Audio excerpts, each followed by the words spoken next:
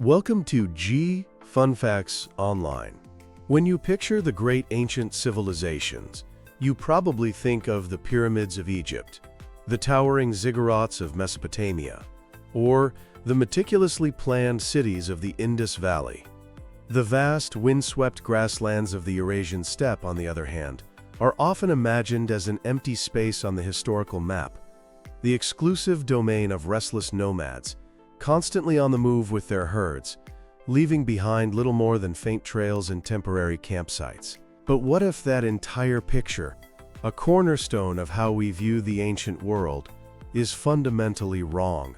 What if I told you that 600 years ago, deep in the heart of what is now Kazakhstan, a massive, planned metropolis thrived? A city of industry, of power, and of a sophistication that rivals its more famous contemporaries. Today, we're pulling back the layers of earth and time to uncover the story of a lost Bronze Age city that is completely rewriting history. This is the story of Semiyarka, the city of 7 ravines. For decades, the standard narrative of human development was clear and linear. Civilization meant cities, and cities were built by settled agricultural societies in fertile river valleys. The people of the steppe, with their mobile pastoral lifestyle, were seen as existing on the periphery of this story, a less complex society forever playing catch-up. Then came the detailed investigation of Semiyarka. The findings, published in the esteemed journal Antiquity, are not just interesting, they are revolutionary. Imagine a settlement that flourished around 1600 BCE, spanning a colossal 350 acres, or 140 hectares. To give you a sense of that scale, that's the equivalent of about 260 American football fields. It is more than 4 times larger than any other known contemporaneous village in the entire region. This sheer size alone tells us we are not looking at a simple settlement. This was an early form of city, a bustling proto-city that served as the anchor for an entire region. Dr. Miljana Radivojevich of University College London, the lead author of the groundbreaking study, states it clearly. Semiyarka changes the way we think about steppe societies. It shows that mobile communities could build and sustain permanent organized settlements centered on a likely large-scale industry, a true urban hub of the steppe. This single discovery shatters the old dichotomy between settled and nomadic. It shows that these weren't mutually exclusive lifestyles, but points on a spectrum, and the people of Semiyarka had found a powerful way to merge them. So what made this specific spot the location for such a remarkable city? The builders of Semiyarka were brilliant strategists. They didn't just pick a random patch of grass. They constructed their city on a high promontory in northeastern Kazakhstan, granting them a commanding, panoramic view over the mighty Irtysh River. In the ancient world, before highways and railways, rivers were the lifelines of civilization. They were arteries for transport, communication, and trade. By controlling the high ground overlooking this vital waterway, the people of Semiyarka could effectively monitor, tax, and control all movement along this crucial corridor. They were the gatekeepers. The city's evocative nickname, the City of 7 Ravines, comes from the dramatic network of deep valleys that cut into the landscape all around it.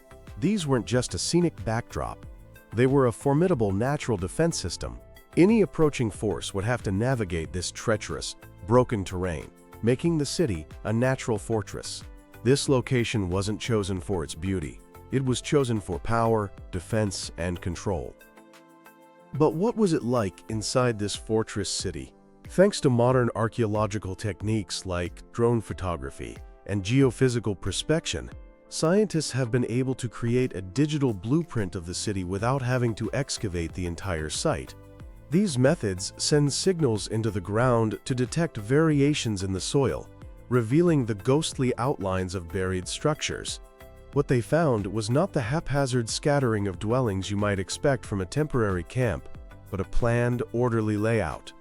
Imagine 2 long, parallel rows of rectangular earthen mounds, each standing about a meter high today.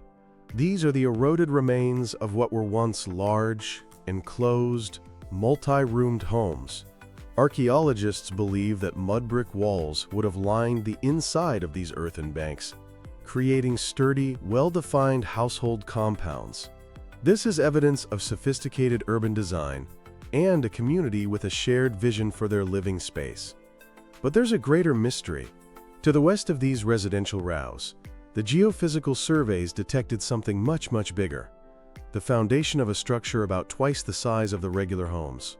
Its exact purpose is still unknown, but the possibilities are tantalizing. Was it a communal hall, a place for rituals and feasts that bound the community together? Was it a building for governance, a kind of city hall where elders and leaders made decisions that affected the thousands of inhabitants? Or perhaps it was the grand residence of a powerful ruling family or clan, a physical statement of their authority over the city. Whatever its function, this single monumental building points to a complex social structure, a society with a clear hierarchy and a centralized authority, capable of organizing labor on a massive scale. The most groundbreaking discovery at Semiyarka, however, lies in its economic heart. This city wasn't just a fortress or a large collection of homes. It was an industrial powerhouse. In the southeastern part of the site, excavations uncovered a dedicated industrial zone specifically for large-scale metal production. This is the first firm proof that Bronze Age communities in this region operated complex, organized systems for metallurgy. It's the ancient equivalent of finding Silicon Valley. Here, archaeologists found the unmistakable tools of the trade: fragments of crucibles, the ceramic pots capable of withstanding extreme heat, used for melting metal, large deposits of slag, the glassy waste material that is a telltale byproduct of smelting ore, and, of course, finished metal artifacts. And the metal they were mass-producing was tin bronze, the defining technological material of the era. The Bronze Age is named that for a reason. Bronze, an alloy of copper and tin, was a revolution. It was far harder and more durable than pure copper, and it could hold a sharper edge. This made it indispensable for creating superior tools for agriculture and construction, formidable weapons for warfare, and beautiful, high-status objects for trade and adornment. Having the ability to produce bronze on a large scale was like having a monopoly on steel or microchips today. Once again, Semiyarka's location was key. The city is situated in the vicinity of the resource-rich Altai Mountains, a range known to be a treasure trove of the very copper and tin deposits needed to create bronze. The city's inhabitants had a direct line to a complete supply chain, from raw ore to finished product. They could mine, process, and manufacture bronze on an industrial scale, fueling their own economy, and likely exporting their valuable goods across the vast steppe. This discovery of a specialized, organized industrial zone completely shatters the old image of an itinerant smith with a small set of bellows. The people of Semiyarka were not just herders who dabbled in crafts. They were industrialists, engineers, and master metallurgists. So who were these sophisticated city builders? Analysis of the distinctive pottery and artifacts unearthed at the site indicates the city was predominantly inhabited by people of the Alexievka Sarguri culture. This is a crucial detail because this group is recognized by archaeologists as one of the very first in the Kazakh steppe to begin the momentous transition from a fully nomadic lifestyle to building permanent, settled dwellings. Semiyarka represents the absolute apex of that transformation, a bold declaration of permanence in a world often defined by movement. But the city was not an isolated enclave, cut off from the world. In a fascinating twist, archaeologists also found artifacts belonging to a different group, the Cherkaskul people.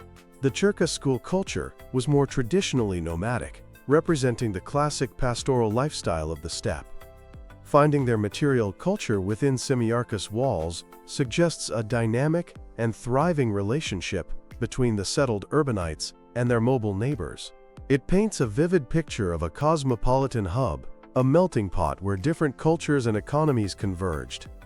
You can almost see the scene, nomadic herders arriving at the city gates with their caravans, bringing livestock, leather, wool, and perhaps exotic goods from distant lands.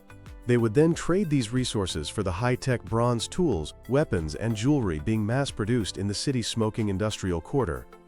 Semiyarka was the heart of a regional network, a critical node that linked settled and mobile communities in a complex web of trade, interaction, and mutual dependence. While the world is only now learning about Semiyarka, the site itself was first identified by a local Kazakh scholar, Viktor Mers of Toragirov University, back in the early 2000s. Its importance was understood by local experts for years, but it was the recent international collaboration that brought the full weight of modern science to bear on the site, elevating its story to the global stage. The use of non-invasive technologies was key, allowing the team to map the full, vast extent of the settlement and see the hidden foundations without extensive and destructive digging.